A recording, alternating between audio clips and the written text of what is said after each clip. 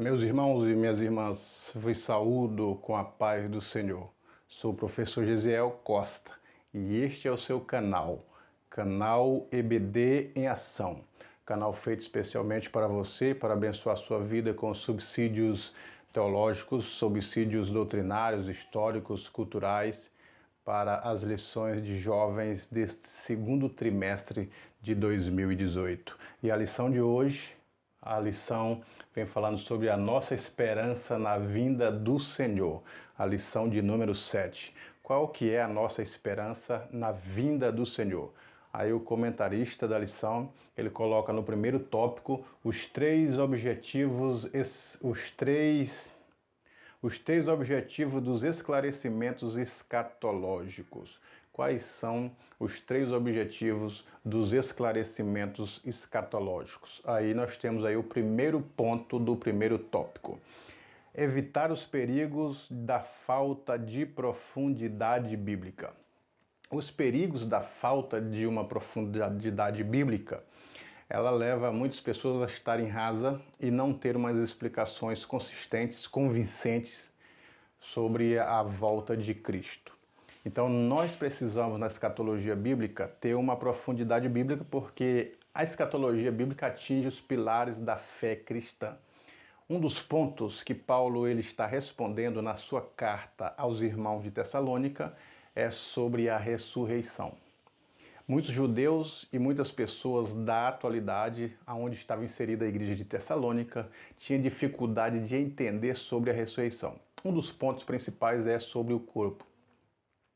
A filosofia da época, principalmente a filosofia platonista, não valorizava tanto quanto o corpo como as questões espirituais, o porvir, o além, a vida em si, da transcendência de uma forma geral. Então, o corpo em si era relevado para algo que não era bom. Aí aparecem os gnósticos, dizendo que o corpo em si é má. Então, o corpo não tem nada bom em si. Quando nós vemos muitas pessoas dizendo assim, nós temos que massificar essas obras da carne, a carne em si, né? Tem que quebrantar ela. Aí muitas pessoas estão jejuando um jejum longo, causando mal ao seu próprio corpo. Ou então quando eles têm essa ideia de orar de joelhos muitos tempos para sacrificar a carne, a ideia é a carne do corpo e não é esta carne que a Bíblia está falando. Quando a Bíblia fala da carne, fala dos desejos inseridos na alma, não do corpo. O corpo, nós precisamos zelar do corpo, cuidar do corpo, da saúde, etc. A Bíblia diz dessa forma que o corpo é o templo e morada do Espírito de Deus. E se alguém destruir o templo e a morada do Espírito de Deus, Deus o destruirá. Então, por que o corpo, se ele é má, qual a finalidade da ressurreição se o corpo é má? Foi nesse período que muitas ideologias, muitas seitas começaram a dizer que Cristo não teve uma ressurreição do corpo. Se o corpo é má, como que Cristo ia ressuscitar nesse corpo má? E se Cristo encarnou, ele encarnou num corpo má, aí a ideia de Cristo ter reencarnado num corpo superior e etc, etc. Mas é uma outra questão. Então, os tessalonicenses viviam nessa dúvida, mas se o corpo é algo má, é conhecido como uma coisa que não é boa, não é coisa proveitosa, não é uma coisa agradável, para que a ressurreição do corpo? Então, Paulo começa a explicar sobre um dos pilares da fé cristã, que é a ressurreição do corpo. Então, ele começa a dizer nas suas respostas, né, que a carta é uma resposta às perguntas, às inquietações dos tessalonicenses, dizendo que Cristo ressuscitou. Se Cristo ressuscitou, nós também vamos ressuscitar, dizendo de um dos pilares que é a ressurreição.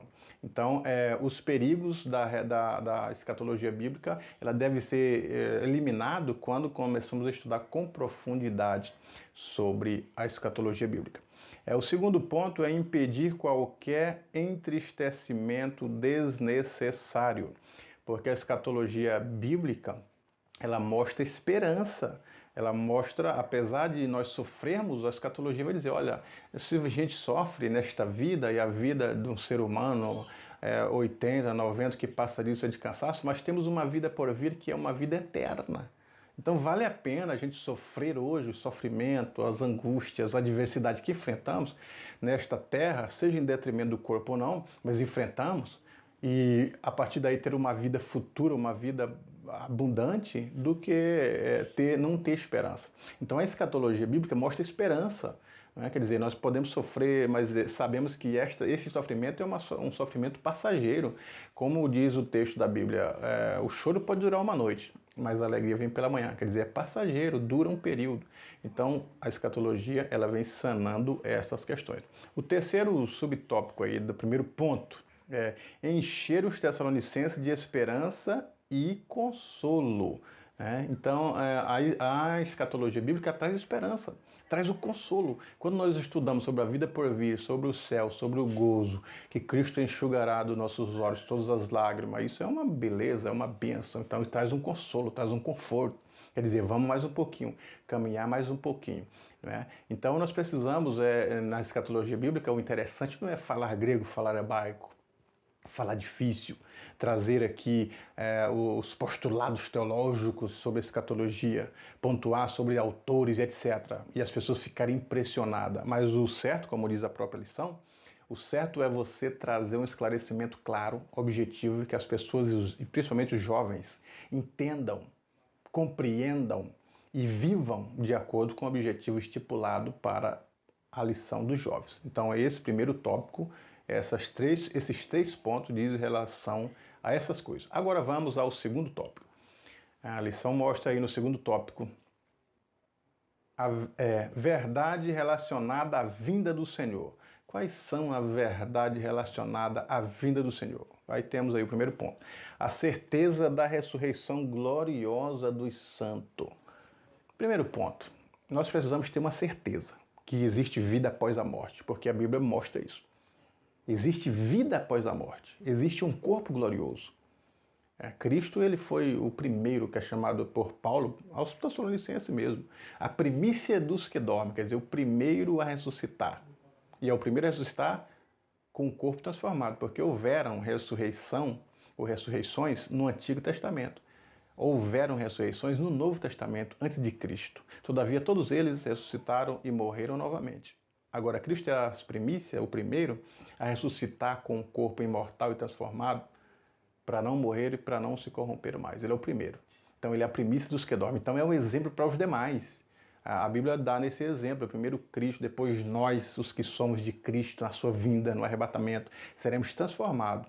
Quem estiver vivo pela ocasião do arrebatamento da igreja, o seu corpo será transformado. E quem já morreu, a terra dará conta do corpo deste indivíduo que morreu, o indivíduo cristão. Então, e ele ressuscita também com o corpo transformado igual nós. E seremos arrebatados juntos com os que morreram e ressuscitaram, e nós transformados seremos arrebatados juntamente com eles a encontrar o Senhor nos ares. Então, esta é a esperança. O segundo ponto do segundo tópico, vejam só, a certeza da vinda do Senhor. E o terceiro, este será um ato reivindicatório de Deus. Por que é um ato reivindicatório de Deus? Porque depende exclusivamente de Deus. Ninguém consegue se arrebatar a si mesmo. Agora, o Senhor, ele arrebata com força. Arrebata, toma para si, tomar para si, levar com força, arrebatar, tomar. É como se fosse um ímã. Você pega um ímã forte em cima de vários pregos, a força do ímã chupa aqueles pregos violentamente, sem a gente ver a fração de segundos. Então assim é o arrebatamento. Cristo vai arrebatar a sua igreja, tomar com força. Agora, como se dará isso? Deus não deixou explicações. Se é um auto-reivindicatório exclusivo dele, ele não vai deixar detalhes. Por isso que Paulo escreve aos Tessalonicenses: eis aqui vos digo um mistério. Na verdade, nem todos dormiremos, mas todos seremos transformados num piscar de olhos. Quer dizer, num piscar de olhos já estaremos arrebatados e transformados num outro além. Então é um mistério. Não temos que dar explicações. Jesus Cristo, o Senhor Deus, ele não tem que prestar explicações à humanidade, às ciências, à filosofia, como se dará isso. E como eles não entendem isso, eles dizem que somos loucos. Isso é uma loucura. Assim como foi nos dias de Noé. Não tem chuva, não tem nada, nunca choveu. E Noé está dizendo que vai inundar tudo. Isso é uma loucura. Noé enlouqueceu. Assim também será na volta do Filho do Homem. As pessoas não creem. A gente fala no arrebatamento, vamos subir, vamos para o céu. Comedor de feijão vai para o céu e dão risada. Mas Cristo não deve explicações. E nós acreditamos que isso é um mistério e acreditamos pela fé e porque é a palavra de Deus. E quando é a palavra de Deus que fala, meu irmão, ela cumpre, porque todas as promessas vêm cumprindo todos os dias. Então, é uma verdade e deve ser aceita. Então, nesse segundo tópico, a verdade relacionada à vinda do Senhor. É uma verdade. No terceiro tópico, nós temos aí, os jovens de hoje precisam pensar sobre as últimas coisas, a urgência de um despertamento. Então veja só, a juventude precisam estar conhecendo sobre estes pormenores, está envolvido no arrebatamento, precisam acreditar, crer, tomar para si isto, né, e viver esta verdade. Os jovens não devem ficar alheios a isso, porque os jovens também fazem parte da igreja. Então todos devem estar envolvidos nesse processo, falando, acreditando, vivendo, esperando. Inclusive os jovens, que são os futuros líderes da igreja, né? São a igreja do presente. A igreja é constituída de todos, crianças, jovens, adultos, adolescentes, de meia idade, de idade avançada, todos nós. Agora, no futuro próximo, os jovens estarão na liderança da igreja, serão pastores, líderes e etc., obreiros, e precisam ter uma base fundamentada na palavra para levar avante as promessas da volta de Cristo. O segundo ponto, superando o imediatismo. Como assim superar o imediatismo? Algumas pessoas do passado esperavam a volta de Cristo naquela ocasião, Cristo não apareceu, começou-se a dizer onde está a promessa da sua vinda, porque as coisas permanecem até agora como estão, nada mudou. Quer dizer, eles esperavam a volta de Cristo imediato. Nós devemos esperar a volta de Cristo agora, mas não viver alheio dos nossos afazeres na sociedade, na igreja, onde estivermos inseridos, mas esperando a volta de Cristo, porque hoje a questão é imediatismo. Nós vivemos a era da velocidade. As pessoas não têm mais paciência de chegar num sinal vermelho e o indivíduo da frente esperou um segundo, você já buzina. Não tem mais a paciência. Chega em casa, chega no restaurante, não tem mais a paciência de esperar a comida. É por isso que existe os fast food, como eu coloquei aqui. Quer dizer, comida rápida, eu chego, pá, 5 minutos eu já lanchei, já comi, o micro-ondas, pá, descongelou, aqueceu, tá pronta a comida. A velocidade. Você pega um celular e se ele começar a carregar, você já quer um outro que bateu, clicou, abriu, bateu, clicou, abriu a página. É uma velocidade. Agora, Cristo ele não vive dentro desta velocidade. O tempo de Deus não é o nosso tempo. Esse tempo da velocidade, do imediatismo, não temos mais tempo e etc e tal. O tempo dele é o tempo certo. Então, ele não tarda em voltar, mas ele vem no horário certo, no momento que ele terminou, na hora certa. Então, ele aparece na hora certa.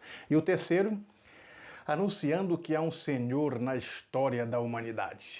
Precisamos saber que existe alguém que é o projetor, que projetou todas essas estruturas da igreja, do mundo, do sistema solar, do cosmos. Deus. Deus é o soberano. O salmista dizia, do Senhor é a terra, a sua plenitude, o mundo e os que nele habitam. Ele é o dono. Ele é o soberano. Então, se ele é o soberano, ele manda. Existe alguém que domina a história da humanidade. Alguém que fez os seres humanos e tem o controle de tudo. Deus. E nós sabemos disso. Apesar de quererem diminuir, esclarecer que Deus não existe, etc., os cristãos e os jovens cristãos vivem com essa consciência, que Deus existe, Ele é o soberano sobre todas as coisas e pronto. Ainda aqui, na leitura bíblica em classe, veja só o que diz Paulo. Não quero, porém, irmãos, que sejais ignorantes acerca dos que já dormem, para que não vos entristeçais como os demais, que não têm esperança. Então, neste versículo, Paulo está sanando dúvida. Os irmãos tinham dúvida em relação aos que morreram. Os que morreram não têm vida após a morte? Então, primeiro, Paulo está dizendo sobre a vida de quem morreu, os esclarecimentos da vida de quem morreu. Os fiéis, né? No caso dos fiéis. Aí ele continua dizendo, veja só. Porque se cremos que Jesus morreu e ressuscitou, assim também aos que em Jesus dormem, Deus os tornará a trazer com ele. Paulo está dizendo que pela ocasião da volta de Cristo, os que morreram em Cristo, que estão no paraíso, se eles estão no paraíso, Deus os trará de volta com ele. Para quê? Para tomar o seu corpo e serem ressuscitados juntamente com a igreja. É o que ele diz a Tessalonicenses. E agora continue. Dizemos-vos, pois, isto, pela palavra do Senhor, que nós, os que ficarmos vivos para a vinda do Senhor, não precederemos que dormem. Veja só, nós não seremos primeiros.